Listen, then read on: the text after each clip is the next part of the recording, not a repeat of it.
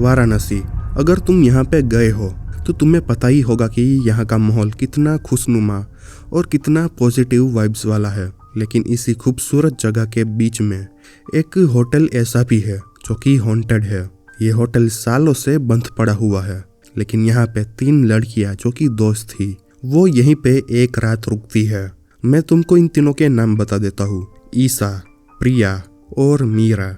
ये तीनों ही बहुत अच्छी दोस्त थी और ये तीनों दिल्ली में रहती थी और ये तीनों स्कूल के टाइम से ही बहुत अच्छी पुरानी दोस्त है और ये तीनों अलग अलग जगहों पे जॉब्स करती है। अब ये कितने महीनों से मिली नहीं थी एक दूसरे से, तो इन्होंने सोचा कि चलो कहीं पे बाहर घूमने चलते हैं। तो ये तीनों ईसा के घर पे इकट्ठा हुई थी और ये तीनों बैठ के सोच रही थी कि कहाँ पे जाया जाए। ये लोग पहले भी कई जगहों पे घूम के आ चुके हैं, तो अब ये कोई और जगह ढूंढ रहे थे। तभी ईसा की माँ आती है और वो इन तीनों को सजेस्ट करती है कि क्यों ना ये तीनों वाराणसी जाए। तो जैसे ही इन तीनों ने ये नाम सुना, इन्होंने सोचा कि हाँ ये लोग कभी वाराणसी नहीं गए। तो फिर इन्होंने डिसाइड कर लिया कि ठीक है अब हम वाराणसी ही जाएंगे। तो ये तीनों अभी तुरंत कल के लिए फ़्लाइट बुक कर देती है और इनको कल शाम की फ़्लाइट मिली थी। तो फिर अगले दिन शाम को ये तीनों अपने घर से एयरपोर्ट के लिए निकल जाती है। अब एयरपोर्ट इनके घर से ज़्यादा दूर नहीं था। अब इनके घर से जो एयरपोर्ट के बीच का रास्ता था, उसी रास्ते से कैब जाते जाते अचानक ही बीच में रुक जाती है।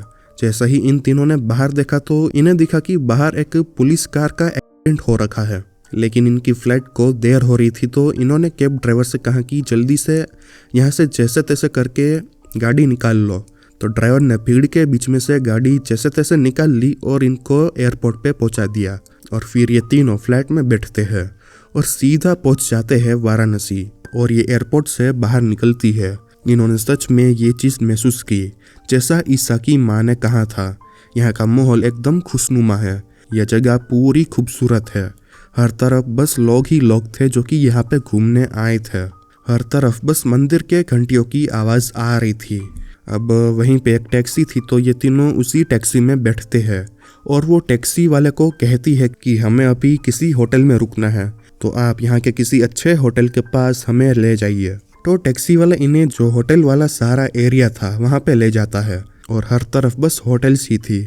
तो ये तीनों टैक्सी से उतरती है और जैसे ये तीनों उतरी तो जो टैक्सी वाला था उसने इन तीनों को जाते जाते बस एक बात बोली कि ये जो होटल वाला पूरा रास्ता है, आप इन्हीं में से किसी एक होटल में रह लेना और जो इस रास्ते के आखिर में गली है उस गली के पास बिल्कुल भी मत जाना। तो ईसा, प्रिया और मीरा को ये थोड़ा सा अजीब लगा कि आखिर ये ऐसा क्यों कह रहा है। लेकिन फिर इतना कहते ही वो टैक्सी वाला तुरंत ही वहाँ से निकल जाता है। तो ये तीनों ने फिर ज़्यादा ध्यान नहीं दिया और ये होटल्स में जाके पूछने लगती है एक रूम के लिए। तो अब ये तीनों एक होटल में जाती है, लेकिन होटल वालों ने इनसे कहा कि सारे कमरे फुल है। और फिर ये तीनों आगे दूसरे होटल में गए। वहाँ पर भी इनको यही जवाब मिला कि सारे कमरे फुल है। फिर ये तीसरे होटल, चौथे होटल, 5वें होटल, ऐसा करके वहाँ पे जितने भी होटल्स थे इन दोनों ने वहाँ सब जगह पे चेक कर लिया, लेकिन इनको एक ही जवाब मिला कि सारे होटल्स फुल्स है, एक भी कमरा खाली नहीं है। तो अब ये तीनों तो हो गई परेशान कि अब हम क्या करेंगे, हम लोग रात में कहाँ पे रुकेंगे। प्रिया ने अपने फ़ोन में चेक करने की कोशिश की, लेकिन उसे भी फ़ोन पर सारे होटल्स फुल सी दिखा रहे थे। तो ये तीनों चलते चलते उस रास्ते के एंड पर पहुंच चुके थे। तभी ईसा का ध्यान उस रास्ते के आखिर में जो गली थी जिस पे उस टैक्सी वाले ने जाने से मना किया था, ईसा को वो गली दिखती है। तो ईसा को मन किया कि वो वहाँ पे जाके देखे। उसे लगा कि सिर्फ देखने से क्या ही हो जाएगा, हम अंदर थोड़ी जाएंगे। तो वो उस गली के पास जाके रुकती है। तो प्रिया और मीरा अपने फ़ोन में होटल्स ढूंढने में बिजी थी और इसी बीच में ईसा उस गली के पास जाके रुकती है। जैसे ही वो वहाँ पे खड़ी रही, उसे दिखा कि वो पूरी गली खाली है और उसी गली के एंड पर एक छोटा सा 2 माले का होटल है जो कि खुला हुआ है। अंदर से हल्की हल्की सी रोशनी आ रही थी। तो ईसा ने प्रिया और मीरा को आवाज़ लगाई। जैसे ही ये दोनों उसके पास आई, उसने दिखाया उस होटल को। ये दोनों तो जैसे बहुत ही ज़्यादा खुश हो गई। तो ईसा कहती है कि हमारे पास और कोई भी चारा नहीं है, यहाँ पे जाके हमें पूछना चाहिए, क्या पता कि हमें कोई एक रूम मिल जाए अंदर। तो ये तीनों उस गली में अंदर जाने लगती है। अब रात हो चुकी थी, लेकिन आसपास जैसा कि तुम्हें पता ही होगा कि रात में आरती होती है, तो इनको रात में घंटियों की आवाज़ अभी भी आ रही थी। लेकिन जैसे ही ये तीनों उस गली में एंटर करती है, घंटियों की आवाज़ एकदम से बंद हो जाती है, जैसे ये तीनों एक अलग ही दुनिया में पहुंच चुकी हो। चारों तरफ जहां से अभी शोर आ रहा था, जैसे ये तीनों ने एंटर किया इस गली में, हर तरफ से बस सन्नाटा छा चुका था। ये तीनों धीरे धीरे चलते हुए उस होटल के पास पहुंचती है। ये तीनों जैसे ही अंदर गई, इन्होंने देखा कि सामने ही एक बूढ़ी औरत टेबल पे बैठी हुई है। ये तीनों उसके पास जाती है और ईसा उनसे कहती है कि हमें यहाँ पे रहने के लिए एक कमरा चाहिए, क्या आप हमें कोई कमरा रहने के लिए दे सकती है अभी? तो वो औरत अपना सर नीचे करके बैठी हुई थी। उसने जैसे ही अपना सर ऊपर उठाया तो ईसा, मीरा और प्रिया को उसे देख के थोड़ा सा अजीब महसूस हुआ। इस बूढ़ी औरत के चेहरे पे अजीब सी बड़ी मुस्कान थी। इस औरत ने इनसे कहा कि अरे हाँ हाँ, क्यों नहीं, आपको यहाँ पे रहने के लिए कमरा मिल जाएगा। उसने कहा कि अच्छा हुआ आप जल्दी आ गए, क्योंकि अभी बस एक ही कमरा खाली है और वो भी यहीं पे नीचे वाला कमरा है। तो मीरा ने कहा कि कोई बात नहीं, जो भी कमरा हो आप हमें बस दे दीजिए। और वो इन तीनों को उस कमरे के पास लेकर जाती है और मीरा और प्रिया अंदर चली जाती है। लेकिन ईसा का ध्यान अंदर जाते जाते उसी के बाजू वाले रूम पर पड़ा, लेकिन उस रूम पे 3 ताले लगे हुए थे। तो ईसा को मन में ऐसा हुआ कि आखिर कमरे में इस बूढ़ी औरत ने 3 ताले क्यों लगाए हैं। लेकिन उसने इस औरत को इस बात के बारे में नहीं पूछा और वो कमरे के अंदर चली जाती है। ये तीनों कमरे के अंदर जाके अपना सामान रखने लग जाती है। तो वो औरत भी इनके कमरे के अंदर आती है और वो इन तीनों को बड़े ही अजीब टोन में एकदम अजीब तरीके से कहती है कि चाहे कुछ भी हो जाए, आप लोग ऊपर वाले फ्लोर पे मत जाना, और अगर आपको रात में कोई अजीब सी आवाज़ें आए बाजू वाले कमरे में से, तो आप लोग अपने कमरे में से बाहर मत निकलना। तो इन तीनों को ये सुन के अजीब लगा और ये तीनों ही पूछना चाहती थी कि आखिर ये ऐसा क्यों कह रही है कि ऊपर मत जाना और बाजू वाले कमरे से आवाज़ आएगी। जैसे ही ये औरत इतना कह के बाहर चली जाती है तो ईसा कमरे का दरवाज़ा बंद कर देती है और वो मीरा को और प्रिया को बताती है कि बाजू वाले कमरे पे 3 ताले लगे हुए हैं और बाजू वाला कमरा बंद है। तो फिर आखिर कैसे हमें बाजू वाले कमरे में से कोई आवाज़ आएगी? तो प्रिया ने हंसते हुए कहा कि कहीं ये औरत आती पागल तो नहीं है। तो मीरा ने कहा कि जो भी हो, हमें बस आज रात के लिए यहीं पे रुकना है और सुबह होते ही हम यहाँ से निकल जाएंगे और कोई अच्छी होटल देख लेंगे। तो फिर ईसा और प्रिया ने भी कहा कि हाँ, तुम सही कह रही हो, हम सुबह होते ही कोई अच्छी होटल देख लेंगे। तो फिर इन्होंने इन चीज़ों को इग्नोर कर दिया। थोड़ा सा फ्रेश हो गए ये तीनों निकलती है होटल से और रात हो चुकी थी, तो अब ये कहीं और तो घूम नहीं सकती। लेकिन इन तीनों ने सोचा ये तीनों यहाँ पे गंगा आरती तो ले ही सकते हैं। तो ये तीनों उस आरती को लेने के लिए जाने लगते हैं। जैसे ये तीनों अपने कमरे में से बाहर निकले और इन्होंने जो मेन डोर था होटल का, तो ईसा ने जैसे ही उसे खोलना चाहा, उसने देखा कि होटल का दरवाज़ा बंद है। तो ये तीनों सोचने लग जाती है कि आखिर ये होटल का दरवाज़ा बंद क्यों है। तो अब ये तीनों उस औरत को ढूंढने लगती है और ढूंढते ढूंढते जो मीरा होती है उसे ऐसा लगता है कि शायद वो औरत ऊपर वाले फ्लोर पे होगी। तो पास ही में सीढ़ियाँ थी ऊपर वाले फ्लोर के लिए। तो मीरा उन सीढ़ियों पे चढ़ने लगती है, लेकिन तभी वो औरत दरवाज़ा खोल देती है और वो अंदर आती है और वो मीरा को ज़ोर से चिल्ला के रोक देती है। मीरा ने जैसे ही उसकी आवाज़ सुनी वो एकदम से डर जाती है और वो वापस से नीचे आ जाती है। तो प्रिया ने उस औरत से पूछा कि आखिर आप होटल का दरवाज़ा बंद करके कहाँ पे चली गई थी। तो इसी बात पे प्रिया उससे थोड़ी बहस करने लगती है, लेकिन ईसा और मीरा ने प्रिया को समझाया कि अगर हम यहीं पे बहस करते रहे तो गंगा आरती भी हमसे मिस हो जाएगी।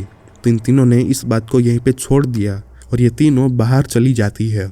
और फिर ये तीनों आरती लेने के बाद वापस उसी होटल में चली जाती है। जैसे ये तीनों अंदर एंटर करती है, ये देखती है कि वो बूढ़ी औरत इनके कमरे के अंदर है और वो इनके सामान में सब कुछ देख रही है। इनका पूरा सामान उसने खंखोल रखा था। जैसे ये तीनों वहाँ पे पहुँची तो वो औरत एकदम से डर गई और वो बोलने लगी कि मैं चोर नहीं हूँ, तुम मुझे गलत मत समझना, ये बस ऐसे ही देख रही थी। इतना बोल के वो औरत इनके कमरे से बाहर निकल जाती है। जैसे ही वो बाहर निकलती है तो प्रिया, मीरा और ईसा तीनों ही कमरे के अंदर जाके तुरंत कमरा लॉक कर देती है और ये अपने सामान को चेक करने लगती है। तो सारा सामान तो वैसा का वैसा ही था।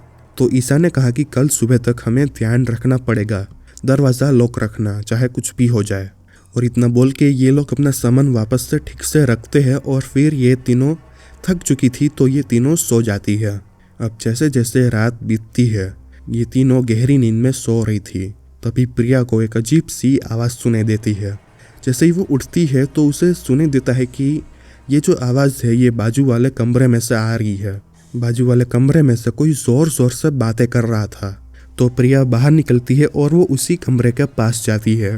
जैसे ही वो वहाँ पे पहुँचती है उसने देखा कि कमरे का दरवाज़ा खुला हुआ है और एंट्रेंस के पास ही एक इनकी ही उम्र की जवान लड़की खड़ी हुई है। प्रिया उसके पास गई और उसने इस लड़की से कहा कि क्या प्लीज़ आप अंदर से आवाज़ थोड़ा कम करेगी, हमें बाजू में डिस्टरबेंस हो रही है। तो वो लड़की एकदम ही शांति से इनसे बोली कि तुम तीनों यहाँ से चली जाओ, वो औरत तुम्हें नहीं छोड़ेगी। वो औरत अच्छी दिख रही है लेकिन वो अच्छी नहीं है। तभी पीछे से प्रिया के कंधे पर एक हाथ आता है। जैसे प्रिया पीछे मुड़ी उसने देखा कि ये ईसा थी। ईसा ने प्रिया से पूछा कि तू यहाँ पे अकेली क्यों खड़ी है। तो प्रिया ने कहा कि मैं अकेली कहाँ खड़ी हूँ, ये देखना यहाँ पे ये लड़की भी तो खड़ी है। तो ईसा कहती है कि कौन लड़की, कोई भी नहीं है यहाँ पे। तो जैसे ही प्रिया पीछे मुड़ के वापस देखती है तो दरवाज़ा बंद था। तो प्रिया ईसा से कहती है कि अरे मैं सच बोल रही हूँ, यहाँ पे एक लड़की अभी खड़ी हुई थी। तो ईसा कहती है कि तू क्या मजाक कर रही है, तू देख वहाँ पे 3 ताले लगे हुए हैं। तो प्रिया को कुछ भी समझ में नहीं आता।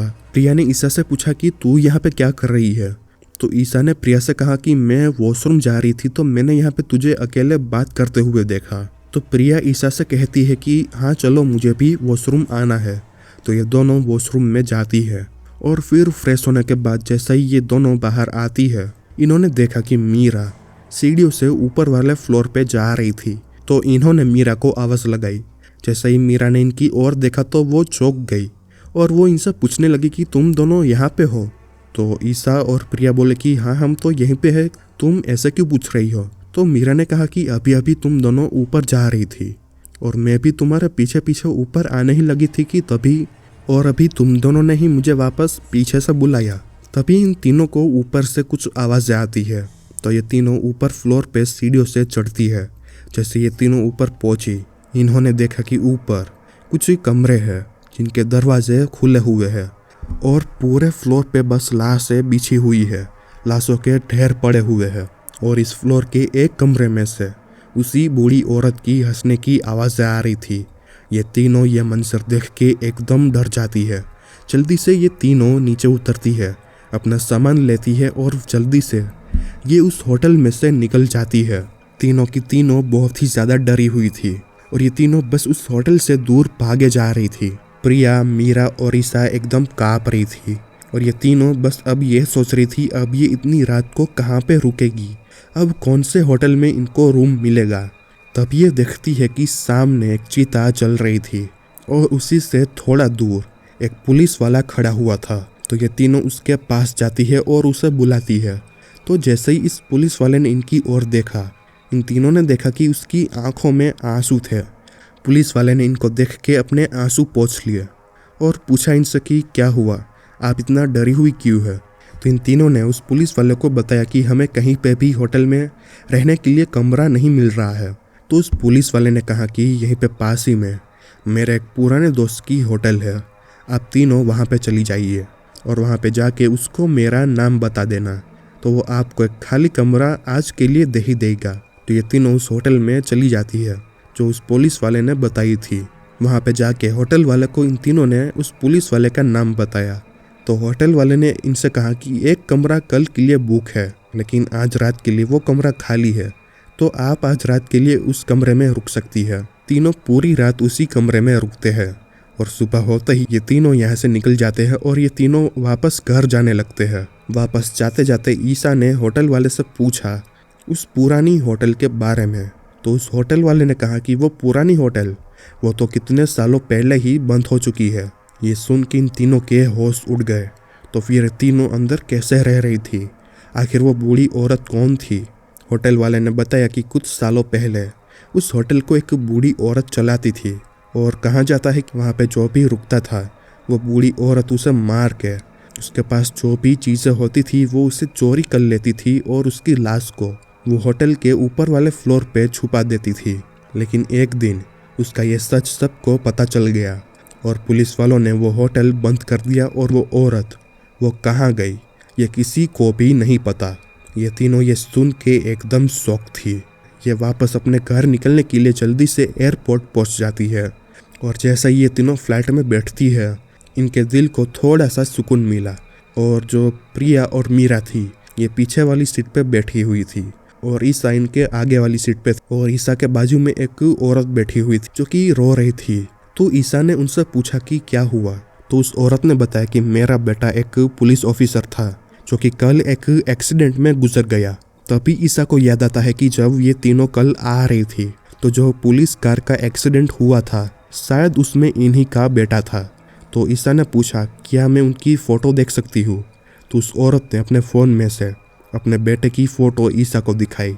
जैसे ही ईसा ने वो फ़ोटो देखी उसके रोंगटे खड़े हो गए। ये फ़ोटो उसी पुलिस वाले की थी जिसने कल रात को इन तीनों की मदद की थी। कहानी पसंद आई हो तो कमेंट करो, लाइक करो और सब्सक्राइब कर लो और ऐसी ही एक और वीडियो आप यहाँ से देख सकते हैं।